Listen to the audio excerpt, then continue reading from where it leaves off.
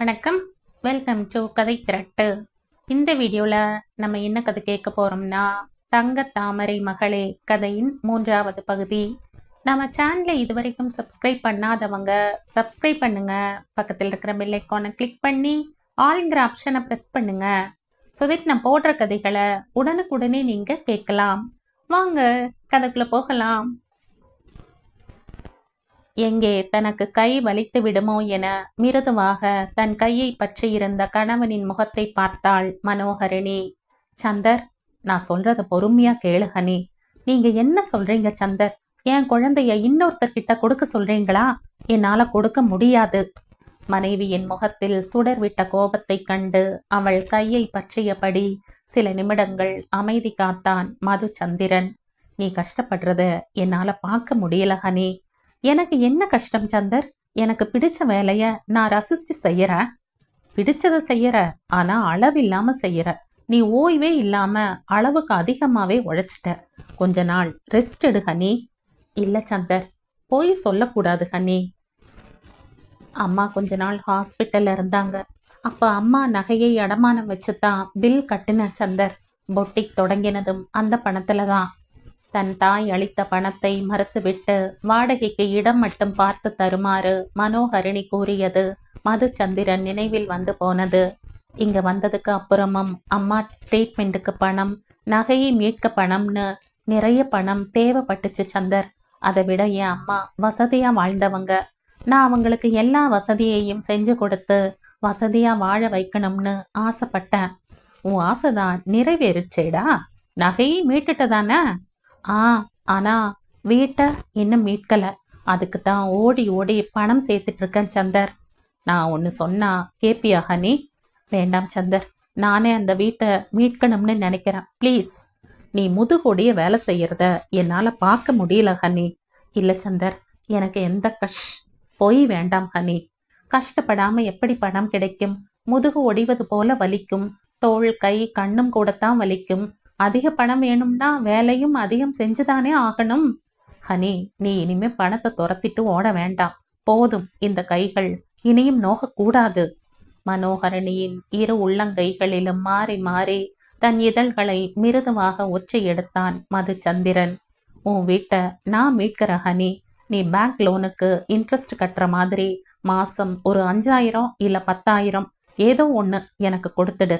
கடைசியில எவ்வளவு பணம் சேருதோ அந்த பணத்துக்கு அளவா ஒரு வீடு வாங்கலாம். அந்த வீடு எனக்கு உன்னோட காதல் பரிசா இருக்கட்டும். சந்தர், நீ மறுத்து சொல்லக்கூடாது ஹனி. நீ நான் கேட்ட வரத்தை எனக்கு கொடுத்து தான் ஆகணும். இல்ல சந்தர், நான் ஹோட்டலுக்கு கிளம்புறேன். ஹனி, நைட்டு உன் முடிவை சொல்லு. மிருதுவாக அவள் நெற்றியில் முத்தமிட்டு விட்டு விடை பெற்று சென்றான் மதுச்சந்திரன். ஜன்னலோரம் கணவன் கார் வெளியேறுவதை பார்த்தபடி நின்றிருந்தாள் மனோகரணி. உள்ளே வரும் இந்த கார் பூர்ணா கார் போல் இருக்கிறது. மனோ, மனோ! அரை கதவருகே நின்று அழைத்தாள் மதுஸ்ரீ. என்ன மது, பூர்ணா வர்றா. அவ வர்றதுக்குள்ள நான் பின்னாடி கேட் வழியா போயிடுறேன். அம்மா கேட்டா சொல்லிடு. பாய். நில்லு மது, அவ ஷாப்பிங் கதை கேட்க எனக்கு பொறுமை இல்ல மனோ. நான் போறேன், ஆளை விடு. மனோகரணியின் பதிலை கூட கேட்காமல் விழுந்தடித்து ஓடினாள் மதுஸ்ரீ. மனோ எங்க மதிக்கா? அவளுக்கு உடம்பு பரவாயில்லையா? பூர்ணா விசாரிப்பதை கேட்டவாறே கீழிறங்கி சென்றாள் மனோகரணி. மனோவுக்கு என்ன, நல்லா தானே இருக்கா? தோ மனோவே வந்துட்டா. பேசிட்டு இருங்க, வந்துடுறேன். மதிவதனி சென்று விட, வாங்க பூர்ணா. உனக்கு ஜுரம் சரியாயிடுச்சா மனோ? சரியாயிடுச்சு பூர்ணா. சாரி, என்னாலதான் உனக்கு ஃபீவர் வந்துடுச்சு. சாரி மனோ, யாரோ என்னவோ உளர்னத நான் உங்ககிட்ட வந்து சொல்லி இருக்க கூடாது. சாரி மனோ. அச்சோ, எதுக்கு பழறீங்க? விடுங்க பூர்ணா, நாம அதை மறந்துடலாம். தேங்க்ஸ் மனோ. என்கிட்ட கோவிச்சுட்டு பேசாம இருந்துடுவியோன்னு பயந்துட்டேன். எனக்கு எந்த கோபமும் இல்லை பூர்ணா. தேங்க்ஸ் மனோ. மதி எங்க? அவ ஃப்ரெண்டு யாரையோ பார்க்க போயிருக்கா பூர்ணா. சொல்ல மறந்துட்டேனே, 2 நாள் முன்னாடி உன் பொட்டிக்ல சந்திரனை ஒரு பொண்ணோட பார்த்த மனோ. ரொம்ப உரிமையா சந்திரன் கூட பேசிட்டு இருந்தா. அவங்க அம்பிகா, பூர்ணா சந்திரனோட ஸ்கூல் ஃப்ரெண்ட். அவங்க தான் இனிமே என் பொட்டிக்கு பார்த்துக்க போறாங்க. ஓ, என்ன அமைதியாயிட்டீங்க? சந்திரனுக்கு உன் மேல இருக்கிற அன்பை பார்த்து சந்தோஷத்துல எனக்கு பேச்சே வரல மனோ. எப்பவும் இப்படியே இருந்தா சரி. இல்லைன்னா அந்த ரேகா மாதிரி நீயும். ரேகா? மனோ, மனோ! கணவனின் குரல் மனோஹரணியின் கவனத்தை திசை திருப்பியது. சந்தர், மொபைல் மறந்துட்டு போயிட்ட மனோ. நான் வரும்போது கொண்டு வர மாட்டேனா சந்திரா? மதிவதனி அங்கு வர, மொபைல் இல்லாம நான் என்னக்கா பண்ணுவேன்? நான் எடுத்துட்டு வரேன் சந்தர். மனோஹரிணி விரைந்து படிகளில் ஏற, மெதுவா மனோ, அவசரம் இல்ல, மெதுவா போ. மதுச்சந்திரனின் கரிசனத்தை கண்டு மதிவதனி கேலியாய் சிரிக்க தமக்கையை முறைத்தான். மதுச்சந்திரன், நான் கிளம்புற மதிக்கா, மனோ கிட்ட சொல்லிடுங்க. அங்க நிற்க பிடிக்காமல் வெளியேறினாள் பூர்ணா. மரகதமணி மனதில் இருந்த நிம்மதி அவர் முகத்தை மலர்ச்சியாக வைத்திருந்தது. அச்சிறிய வீட்டினுள் நிறைந்திருந்த பொருட்களை ஒவ்வொன்றாக தொட்டு பார்த்தார் மரகதமணி.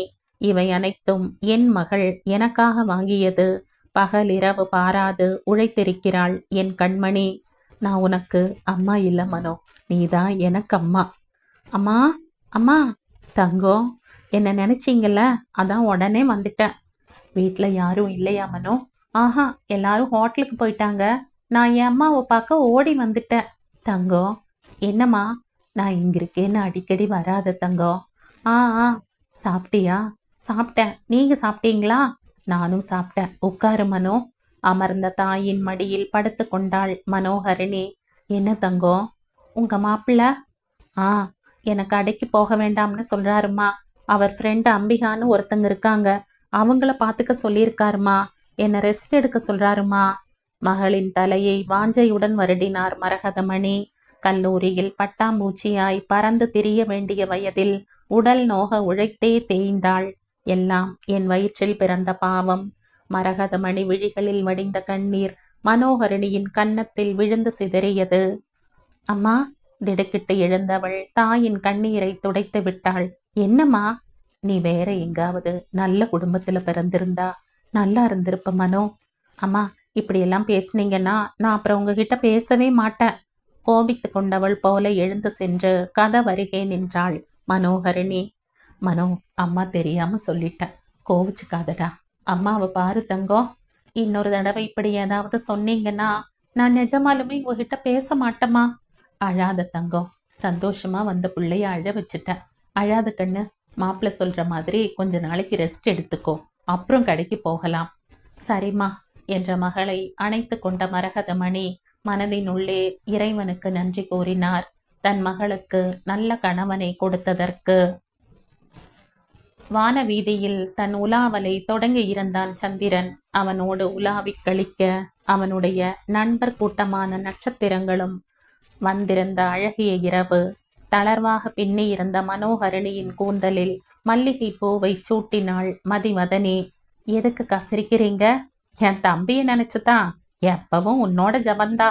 அதுவும் நீ நைட்ல உட்காந்து வேலை பாப்பியே, அப்ப எங்களுக்கும் தூக்கம் கிடையாது. புலம்பி தள்ளிடுவான். அவனோட 6 வருஷ காதல இன்னைக்கு உங்ககிட்ட கொட்டுவான் பாரு. 6 வருடமா என்ன காதலிக்கிறாரா? மதி, இன்னும் என்ன பண்றீங்க? வரோம்மா. வா மனோ, போகலாம். அலங்கரித்த மனோஹரணியை மதுச்சந்திரனின் அறையில் விட்டுவிட்டு சிரிப்புடன் நகர்ந்தாள் மதிவதனி. மல்லிகை மஞ்சத்தில் சிந்தனையுடன் கால் நீட்டி சாய்ந்திருந்த மதுச்சந்திரன் மனைவியின் வரவை உணர்ந்து எழுந்தான். ஹனி விரைந்து சென்று அவளை தன் கைகளில் ஏந்தி கொண்டான். சந்தர், விடுங்க, நான் நடந்து வர. பிடிவாதமாக அவளை தூக்கி சென்று மஞ்சத்தில் மென்மையாக இறக்கிவிட்டான். அறையினுள் மிதமான வெளிச்சம் நிறைந்திருக்க அவ்வொளியில் மஞ்சத்தில் தூவி இருந்த மலர்களில் பார்வை பதித்திருந்த மனோஹரிணியை கனிவுடன் பார்த்தான். என்ன முடிவெடுத்திருக்க ஹனி? எனக்கு 2வது வரம் கிடைக்குமா கிடைக்காதா? நீங்க சொல்ற மாதிரி கொஞ்ச நாளைக்கு ரெஸ்ட் எடுத்துக்கிறேன். Thanks honey. அவளது கைகளை எடுத்து மிருதுவாக முத்தமிட்டான். நீ மதிய நேரத்துல வேணா போய் அகியையும் மோகியையும் பார்த்துட்டு வா ஹனி. 10 சாரி டிசைன் பண்றதுக்கு பதிலா 2 சாரி டிசைன் பண்ணு. மனோஹரணியின் பார்வையை தாங்கி நின்ற மதுச்சந்திரனின் பார்வையில் காதல் கூடியது. உனக்கு ஒரு சின்ன கிஃப்ட் ஹனி. மெத்தையில் வைத்திருந்த கிஃப்ட் பார்சலை எடுத்து அவளிடம் கொடுத்தான். என்ன சந்தர் இது? பிரிச்சு பாரு. மனோஹரணி மெல்ல பிரிக்க அதனுள் இருந்த கைபேசி பாடத் தொடங்கியது. கண்ணுக்குள்ளே உன்னை வைத்தேன் கண்ணம்மா, நான் கண்கள் மூட மாட்டேனடி செல்லம்மா. எடுத்து பேசு ஹனி. Hello, hi honey. எதுக்கு இப்போ ஃபோன் சந்தர்? இது லவ் ஃபோன் ஹனி, நீயும் நானும் மட்டும் பேசிக்கிறதுக்கு. இந்த கிரீன் மைசூர் சில்கில் எப்படி இருக்கு தெரியுமா? பச்சை ரோஜா பூ மாதிரி இருக்க. பச்சை ரோஜாவா? பச்சை கலரில் ரோஜா பூ இருக்கா சுந்தர்? என் கண் முன்னாடியே இருக்கே. இந்த பச்சை ரோஜாவோட கன்னத்தில் பூக்கிற ரோஜாக்கள் என்னை அப்படி மயக்குது. மதுச்சந்திரன் கைபேசியை போட்டுவிட்டு அவள் கன்னத்து ரோஜாவின் தேனை சுவைக்க அவள் கன்னத்தில் தன் இதழ்களை பதித்தெடுத்தான். மதுச்சந்திரனின் அண்மையில் மனோஹரிணியின் இதய துடிப்பின் வேகம் கூடியது. சந்தர், நான் தூங்கட்டுமா? நிமிர்ந்து அவள் முகம் பார்த்த மதுச்சந்திரன் பயத்தில் படபடத்த அவள் விழிகளை கண்டான். சரி, படுத்துக்கோ. மனோஹரிணி மெத்தையின் ஓரத்தில் படுத்துக்கொள்ள அவள் நெற்றியில் மிருதுவாக முத்தமிட்டான். பயமில்லாம தூங்கு. Good night. Good night Chandar. சில நிமிடங்கள் கடந்திருந்தன. ஹனி, தூங்கிட்டியா? இல்ல சந்தர் என தன் அருகில் படுத்திருந்தவனின் முகத்தை பார்த்தாள் மனோஹரிணி. தலையணை அடியில் தான் மறைத்து வைத்திருந்ததை அவள் முன் நீட்டினான் மதுச்சந்திரன். உங்ககிட்ட இதை கொடுக்க மறந்துட்டேன். எழுந்து அவள் காலடியில் அமர்ந்தான். என்கிட்ட கொடுங்க சந்தர், நானே போட்டுக்கிறேன். படு, பேசாம நான் தான் போட்டு விடுவேன் என்றவன் அவள் கால்களில் கொலுசினை அணிவித்தான். இந்த கொலுசு என்னோட காதுல உங்ககிட்ட சொல்லிட்டே இருக்கும். உன் மனக்கதவை திறக்கும். தூங்குடா. மதுச்சந்திரன் படுத்துவிட அவன் முகத்தை பார்த்தவாறே படுத்திருந்தாள் மனோஹரிணி. 6 வருடங்களாக என்னை நேசிக்கிறானா? நான் இங்கு வந்தது முதலா? என்னை பார்த்த நாளிலிருந்தே நேசிக்கிறானா? என்ன ஹனி, தூக்கம் வரலையா? இல்ல. அம்மா பக்கத்தில் இல்லாம தூக்கம் வரமாட்டேங்குதா? இல்ல, நான் அம்மா பக்கத்துல அதிகம் தூங்குனது இல்லை சந்தர். இப்ப சரி. சின்ன வயசுல நான் ஸ்கூல் முழுக்க ஹாஸ்டல்ல தான் இருந்தேன். தனியாத்தான் தூங்குவேன். என் அம்மா போட்டோவை பக்கத்துல வச்சுக்குவேன். மனோ சிறு வயது முதல் ஹாஸ்டலில் இருந்தாளா? மகளின் மனது மோசமான குடும்ப சூழ்நிலையால் பாதிக்கப்பட்டு விடும் என்று ஹாஸ்டலில் இருக்க செய்து விட்டார்களா அத்தை? தனியா தூங்க முதல்ல ரொம்ப பயந்த, அப்புறம் எப்படியோ தூங்க பழகிட்டேன் சந்தர். என்றான் அவள் கன்னத்தில் விழுந்த முடியினை ஒதுக்கியபடி. என் ஹனிக்கு வேற என்னெல்லாம் பயம்? ஊசினா ரொம்ப பயம், சரியா? அன்னைக்கு காய்ச்சல்ல ஊசி வேண்டாம் ஊசி வேண்டாம்னு அழுத ஹனி. அப்பதான் தெரிஞ்சது என் ஹனி இன்னும் குட்டி பாப்பாதான்னு. மனோஹரணியின் முகத்தில் தெரிந்த பயத்தையும் பதட்டத்தையும் கண்ட அவன் காதல் உள்ளம் பதறியது. எனக்கு எனக்கு போதை அந்த ஊசி. அவன் என்ன? ஹனி கண்ணீரோடு திக்கி திணறும் மனைவியை தன் மார்போடு அணைத்து கொண்டான் மதுச்சந்திரன். மனோஹரிணியின் கண்ணீர் மெதுவாக நின்றது. சாரி. நான் தான் சாரி சொல்லணும் ஹனி. இல்ல, தூங்குங்க. Good night. மனோஹரிணி அவனிடமிருந்து விலகி படுத்து கொண்டாள். கடவுளே, என் மனோ எத்தனை கொடுமைகளை தாங்கி இருக்கிறாள். சிறு பெண்ணை என்ன பாடுபடுத்தி இருக்கிறார்கள். அவன் கற்பனையில் எழுந்த காட்சிகள் அவனை கூறு போட்டன. ஐயோ மனோ! மனதின் ரணம் தாங்காமல் தன்னை மறந்து மதுச்சந்திரன் வாய்விட்டு கதற, சந்தர், என்ன சந்தர்? கணவன் முகம் காட்டிய வேதனையும் கண்களில் பளபளத்த கண்ணீரும் மனோஹரிணியின் உள்ளத்தை உடைத்து போட்டது. சந்தர், நீங்க வருத்தப்படாதீங்க. நான் அதிலிருந்து மீண்டு வந்துட்டேன் சந்தர். Honey honey. அவள் முகம் பார்த்து தவித்த மதுச்சந்திரன் அவள் மார்பினில் தஞ்சமடைந்தான். அழும் சேயான கணவனை தன் மார்போடு அணைத்து கொண்டாள் மனோஹரிணி. தகர்ந்ததோ அவள் உள்ள கதவு. தாழிடுமோ விதியின் வரவு? வேதனையில் வெந்து போன மதுச்சந்திரனின் இதயம் உயிரானவளின் ஸ்பரிசத்தால் மெல்ல அமைதியுற்றது. Thanks honey, sorry. நான் அவளிடமிருந்து விலகி படுத்த மதுச்சந்திரன் தூங்குடா என கண்களை மூடிக்கொண்டான். மனோஹரிணி உறங்காது அவன் முகத்தையே பார்த்தபடி படுத்திருக்க ஏதேதோ காட்சிகளை கற்பனையில் கண்ட மதுச்சந்திரன் முகத்தில் வலியின் சுவடு. கணவன் முகம் பிரதிபலிக்கும் வேதனையை கண்டு பரிதவித்த மனோஹரிணி அவன் கேசத்தை மெல்ல வருடினாள். தூங்குங்க சந்தர், நான் நல்லா இருக்க. எனக்கு எதுவும் ஆகல. அமைதியா தூங்குங்க. என்னால தாங்க முடியல ஹனி. கசப்ப நான் நினைக்கிறதே இல்லை. நீங்களும் நினைக்காதீங்க சந்தர். எனக்கு தூக்கம் வருது. நான் தூங்குறேன். நீங்களும் தூங்குங்க. மனோஹரிணி அவன் மார்பில் தலை வைத்து கண் மூட அவளை அணைத்து கொண்ட மதுச்சந்திரனின் ஆர்ப்பரித்த உள்ளம் அடங்கி விழிகளும் மூடின. அதிகாலை பொழுது இருளில் மூழ்கி இருந்தது. சோம்பல் கொண்ட ஆதவன் உதிப்பதா வேண்டாமா என சிந்தனையில் ஆழ்ந்திருந்த வேளையில் மதுச்சந்திரனின் கை பேசி தன் கடமை தவறாது ஒலி எழுப்பி அவனை விழிக்க செய்தது. மனைவியின் தூக்கம் கலைந்து விடுமோ என அவசரமாக எழுந்த மதுச்சந்திரன் சோஃபாவில் இருந்த கைபேசியை கண்டுபிடிப்பதற்குள் அலார சத்தத்தில் உறக்கம் கலைந்து எழுந்திருந்தாள் மனோகரிணி. அலாரத்தை நிறுத்திவிட்டு வந்து அவள் அருகில் அமர்ந்தான் மதுச்சந்திரன். சாரி ஹனி, அலாரம் வச்சு உன் தூக்கத்தை கெடுத்துட்ட. பரவாயில்ல சந்தர், நீ படுத்துக்கோ ஹனி, 6 மணிக்கு எந்திரி போதும். மணி எவ்வளவாச்சு சந்தர்? 4 மணி. நான் 5 மணிக்கு எழுந்துடுவேன். இவன் எனக்கு முன்பு எழுகிறானா? இவ்வளவு நேரத்துல எந்திரிக்கணுமா சந்தர்? நைட்டும் ரொம்ப லேட்டா வரீங்க. நம்ம தொழில் அப்படிடா, என்ன பண்றது? 6 மணியிலிருந்தே சாப்பிட்றதுக்கு வருவாங்க. நைட்டும் 11 மணி, அதுக்கு மேலேயும் வருவாங்க. ஹோட்டல் வேலைக்கு நேரம் சரியா இருக்குமே சந்தர். ஐஸ்கிரீம் பார்லர் எதுக்கு சந்தர்? ஹனி, நம்ம ஹோட்டல்ல நான் எதுவுமே செய்யல.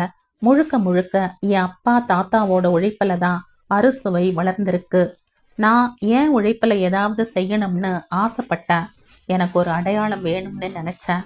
இன்னைக்கு நம்ம ஐஸ்கிரீம் பார்லர்ல எனக்கு ஒரு பேர் கிடைச்சிருக்கு. எனக்கு ரொம்ப நிறைவா இருக்கு ஹனி. உடம்பையும் பார்த்துக்கங்க. தேங்க்ஸ்டா, நீ படுத்துக்கோ, நான் குளிச்சுட்டு வரேன். இல்ல சந்தர், சொன்னா கேட்கணும் செல்லம். அவளை படுக்கையில் மிருதுவாக சாய்த்து போர்த்தி விட்டு குளியல் அறைக்கு சென்றான் மதுச்சந்திரன். பாவம் சந்தர், தூக்கம் என்பது சொற்ப நேரம்தான். ஹோட்டலில் நுழைந்தவுடன் சுட சுட பரிமாறப்படும் உணவிற்கு பின் தொழிலாளி முதலாளி என இருவரின் பங்கும் அடங்கி இருக்கிறது போலவே கணவன் குறித்த சிந்தனையால் உறக்கம் அவளிடம் வராமல் போனது. அம்மா எழுந்திருப்பார்களா? 6 மணி ஆகும். இன்று பொட்டிக் சென்று பார்க்க வேண்டும். பழைய ஆர்டர்களே நிறைய இருக்கிறது. 1 மாதத்திற்கு கவலை இல்லை. அம்பிகா அவர்களுடன் பேசி பார்க்க வேண்டும். அகியும் மோகியும் என்ன சொல்வார்கள்? இருவரும் திறமைசாலிகள். இருந்தாலும் சிறு பெண்கள் தனியாக விட முடியாது. முதலில் அம்பிகாவை பார்ப்போம், பிறகு மற்றதை யோசிப்போம். என்ன ஹனி, தூக்கம் வரலையா? மதுச்சந்திரன் கைபேசி ஒலிக்க, சரி சத்யா சரி என்று பேசிவிட்டு வைத்தான். என்ன சந்தர், ஹோட்டலுக்கு மெதுவா வர சொல்றார் ஹனி. அப்போ கொஞ்ச நேரம் தூங்குங்க சந்தர். குளிச்சுட்டு தூங்க சொல்றியே பேபி. தூங்கிட்டு மறுபடியும் குளிங்க. நீ தூங்குவேன்னு சொல்லு, நானும் தூங்குறேன். எனக்கு எந்திரிச்சிட்டா அப்புறம் தூக்கம் வராது. சரி, அப்ப குளிச்சுட்டு வந்து என்னை எழுப்பு, நான் ஒரு குட்டி தூக்கம் போடுறேன். ஹனி, என்ன சந்தர், புடவை கட்டாம வேற ஏதாவது ட்ரெஸ் போடுறியா? நான் செலக்ட் பண்ணி தரட்டுமா? மனோகரிணி தலையசைக்க வார்ட்ரோபை திறந்து ஒரு உடையை தேர்வு செய்து அவளிடம் கொடுத்தான். மஞ்சள் வண்ண 3/4 ஸ்கர்ட், ஒயிட் டாப்ஸ். சந்தர், எனக்கு ஆசையா இருக்குடா. மனோகரிணி குளித்து விட்டு வர மதுச்சந்திரன் அறையின் உள் இல்லை.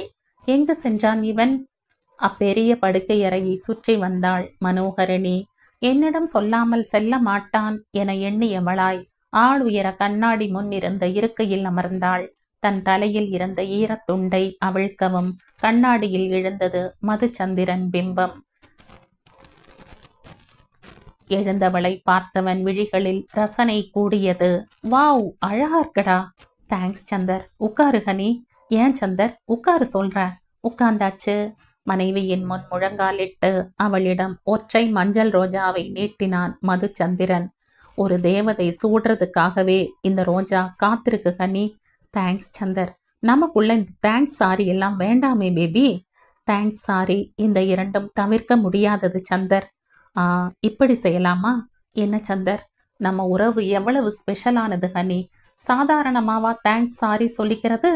மதுச்சந்திரன் மெல்ல அவள் கை பிடித்து மென்மையாக தன் இதழ்களை ஒற்றி எடுத்தான். இது தேங்க்ஸ். மனோகரிணி பேச்சற்று பார்க்க, இப்ப சாரி என்றவன் அவள் பாதத்தை தன் உள்ளங்கையில் தாங்கி மிருதுவாக இதழ் பதித்தான். என்ன சந்தர் இது என மனோகரிணி தன் காலை விலக்க, இப்ப நீ சொல்லு. நான் யோசிச்சு சொல்றேன் சந்தர். நான் உன் பெட்டர் ஹாஃப்ங்கிறத ஞாபகம் வச்சுட்டு சொல்லணும். கொலுசு பிடிச்சிருக்கா?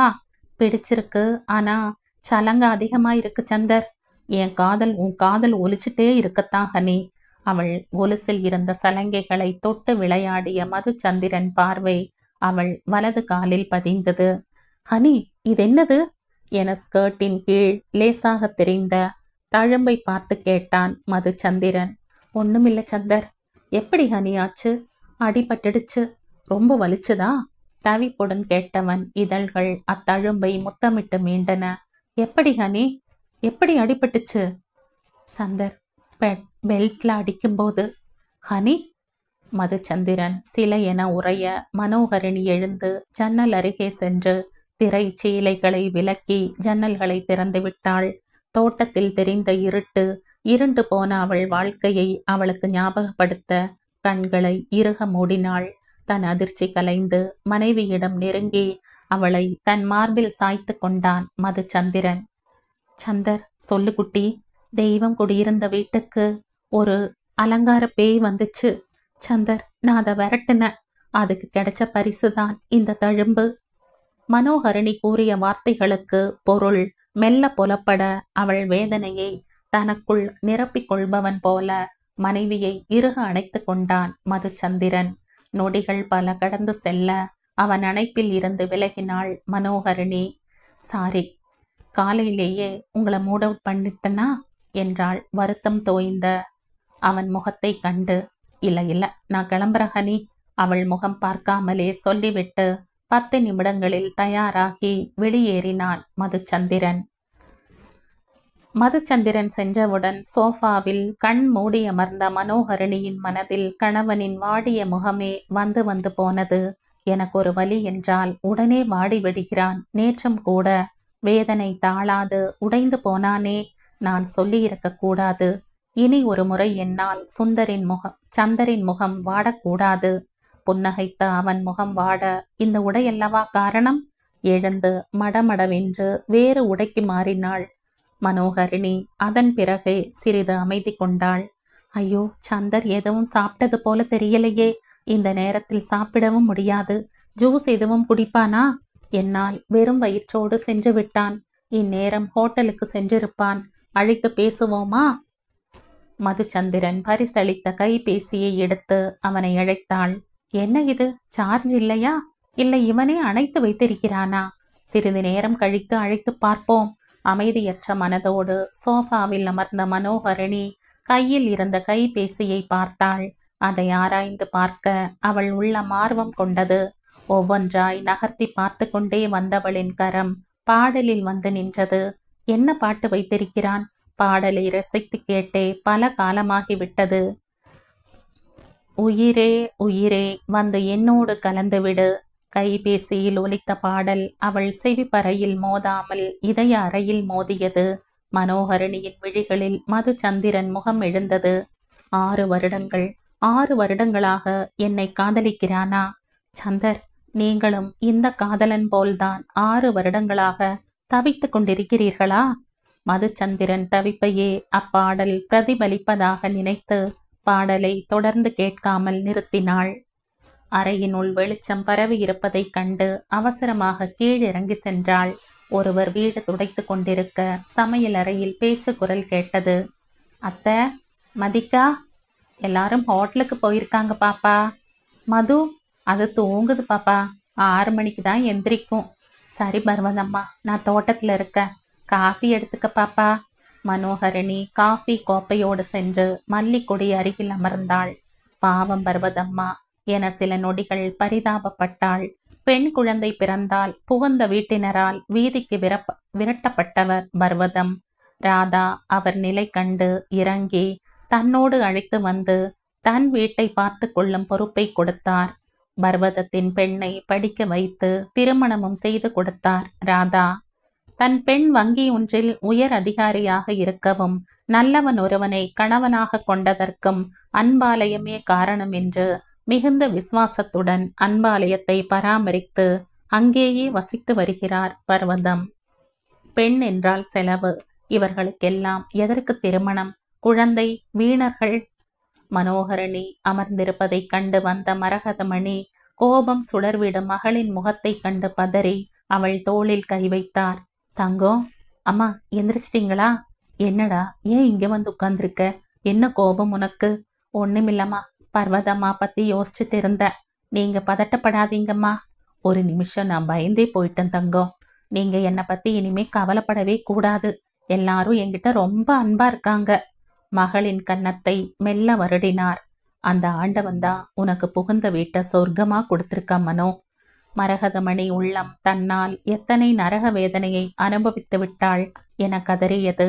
தாய் முகம் காட்டும் வலியை கண்டு அவர் உள்ளத்தை அறிந்த மனோகரிணி அவர் மடியில் சாய்ந்து கொண்டாள். தங்கோ, என்ன இது? எந்திரி. மனோ சிறு வயது முதலே இப்படித்தான். என் மடியில் படுத்து கொள்ள வேண்டும் என அடம் பிடிப்பாள். நீங்க என்ன சரியாவே கவனிக்கிறதில்லம்மா. என்ன மனோ சொல்ற? என்னை நல்லா பாத்துக்க சொல்லுங்க என எழுந்து அமர்ந்தாள் மனோகரிணி. எனக்கு எதுவும் தெரியலையேடா. சரி, நானே சொல்றேன். இங்க பாருங்க, புது கொலுசு அவர் சந்திரன் கொடுத்தாருமா. அழகா இருக்குடா. நீ நடந்து வந்திருந்தா அம்மாவுக்கு தெரிஞ்சிருக்கும். பரவாயில்ல, விடுங்க. இனிமே கரெக்டா சொல்லணும். எதுக்கு என்னோட எமரால்ட மிரட்டிட்டே இருக்க மனோ? இரவு உடையோடு வந்த மதுஸ்ரீ சலுகையுடன் மரகத மணியின் தோளில் சாய்ந்து கொண்டாள். எமரால்ட், எனக்கு சூடா ஒரு கப் காஃபி.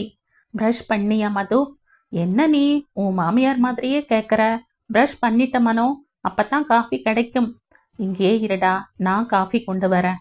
மரகதமணி எழ, நான் வரமா என அவர் தோளில் கை போட்டு கொண்டு சென்றாள் மதுஸ்ரீ. சிரிப்புடன் அவர்களை பார்த்து கொண்டிருந்த மனோகரிணி எழுந்து வீட்டினுள் சென்றாள். மதுஸ்ரீ கல்லூரிக்கு கிளம்பி செல்லும் வரை அவளுடனே சுற்றி கொண்டிருந்தாள் மனோகரிணி. அறுசுவை உணவகம். நேரம் 11 தாண்டி இருந்தது. என்ன, உங்க தோஸ்து போனை எடுத்தாரா இல்லையா? நான் இன்னும் எவ்வளவு நேரம்தான் பொய் சொல்லி சமாளிப்ப சத்யா? சந்திரன் எங்க எங்கன்னு அப்பாவும் அம்மாவும் மாத்தி மாத்தி கேக்குறாங்க. என்னால இதுக்கு மேல சமாளிக்க முடியாது. என்ன சத்யா, என்ன யோசிச்சுட்டு இருக்கீங்க?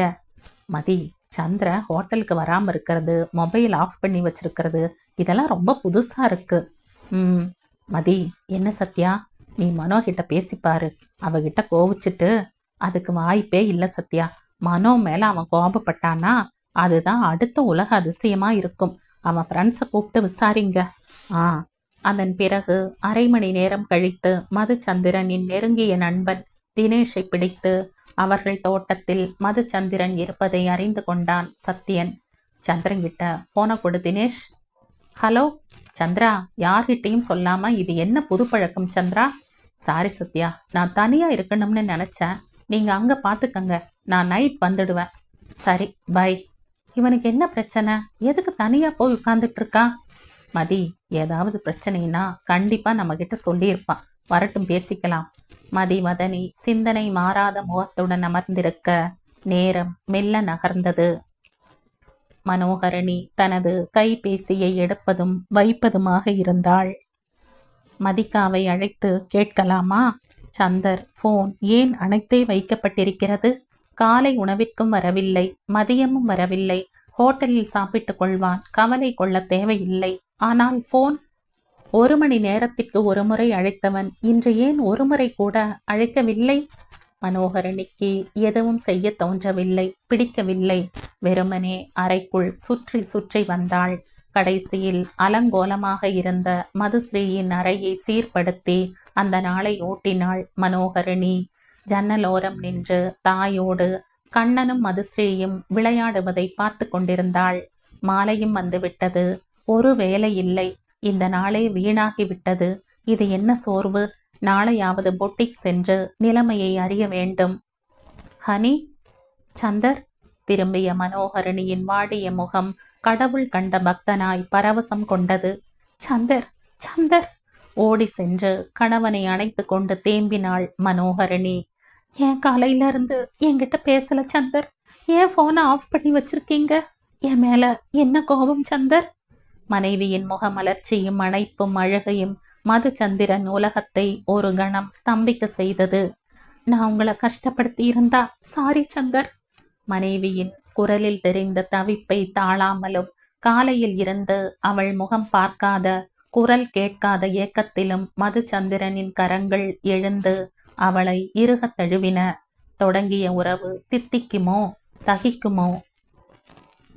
நீ இவ்வளவு அழகா சாரி சொல்லுவேன்னு நான் நினைக்கவே இல்லை ஹனி என்றான் மனைவியை அணைத்திருந்த மதுச்சந்திரன்.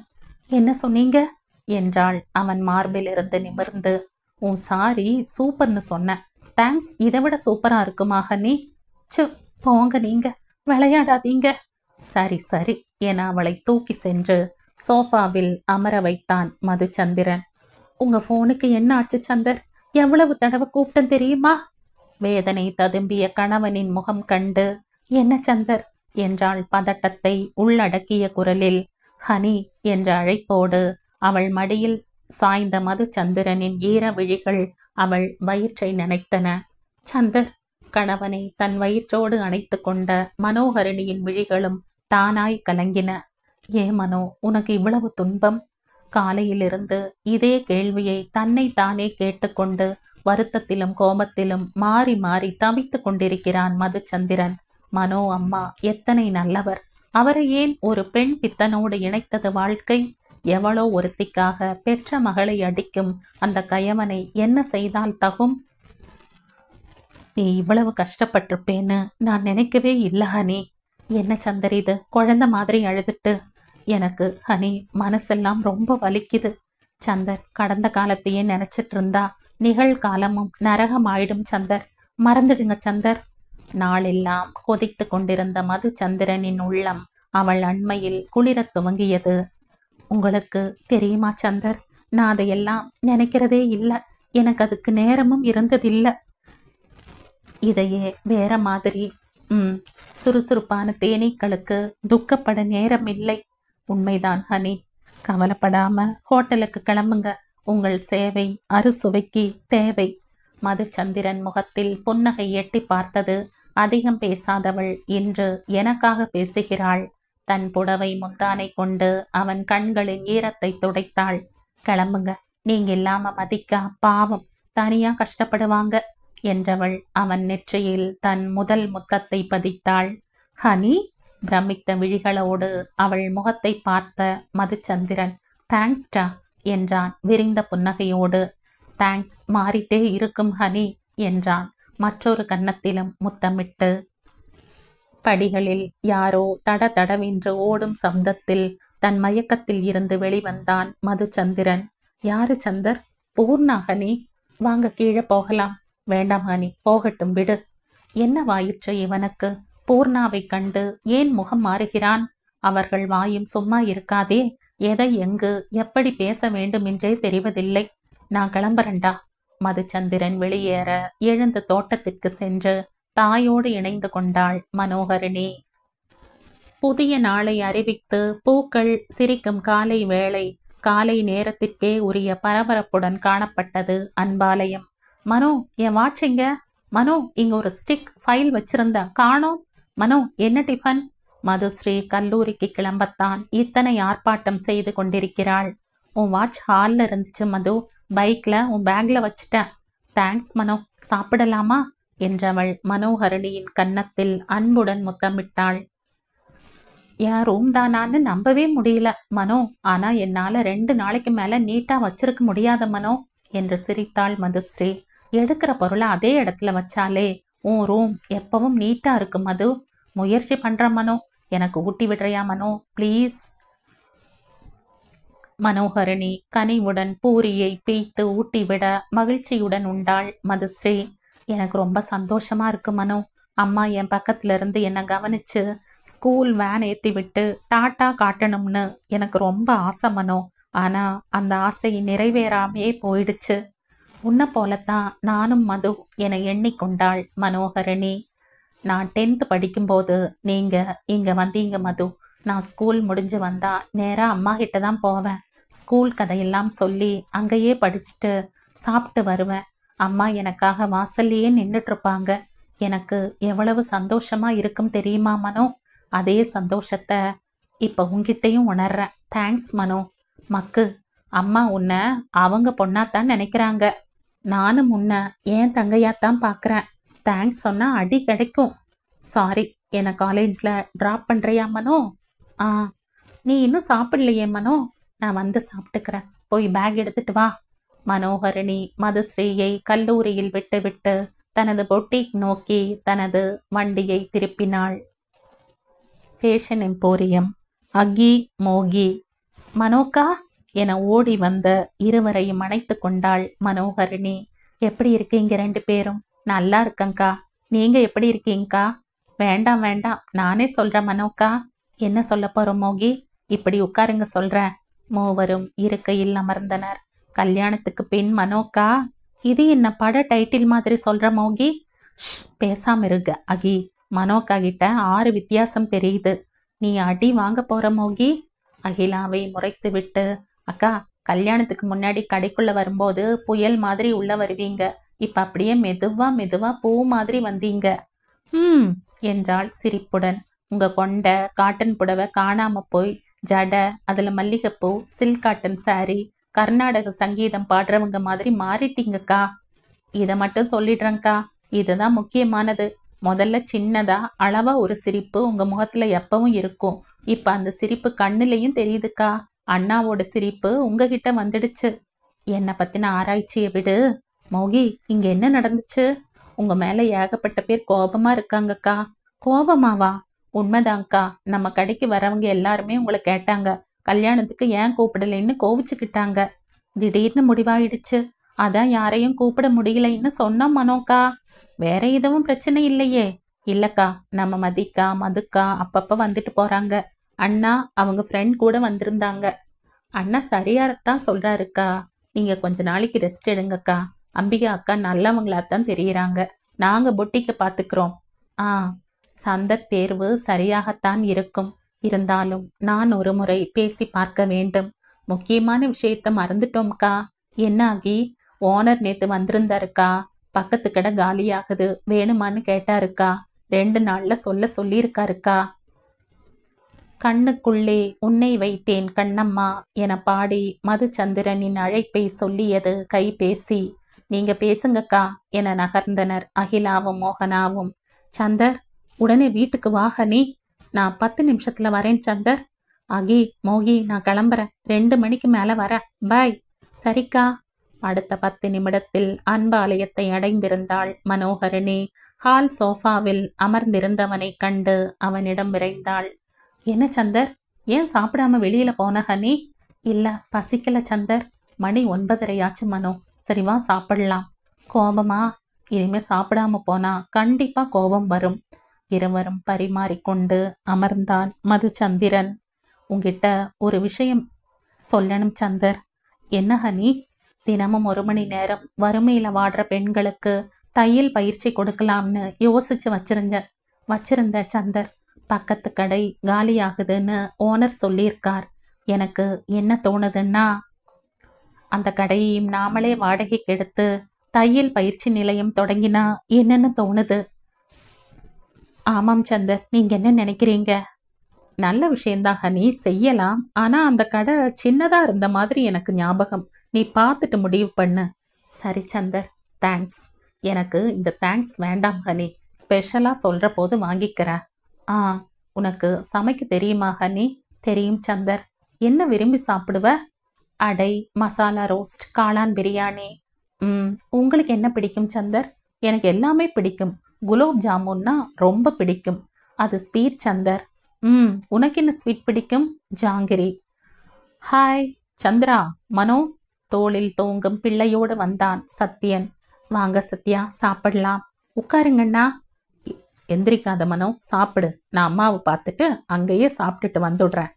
பிள்ளையை கொடுப்பா என்று வாங்கி கொண்டார் அங்கு வந்த பர்வதம். சரி சத்யா, போய் சாப்பிடுங்க என அனுப்பி வைத்தான் மதுச்சந்திரன்.